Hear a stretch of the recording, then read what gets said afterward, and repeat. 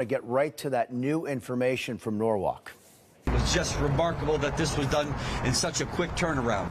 And there are high praise from the mayor of Norwalk, joined by local, state, and federal leaders at a news conference this morning. All of them thanking the workers and contractors who got I-95 back open a full day ahead of schedule.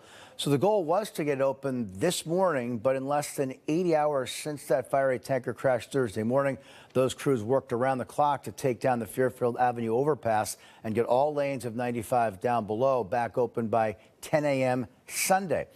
But the work is not done. State engineers have already started designing the new Fairfield Avenue bridge. While a start date for construction depends on how quickly materials like steel can come in, the DOT wants to see it completed within the next year. And this morning, we're learning more about the price tag. Until we get all the bills in from all the different parties, we won't know. We think the total cost will be upwards around $20 million, clean up and rebuild.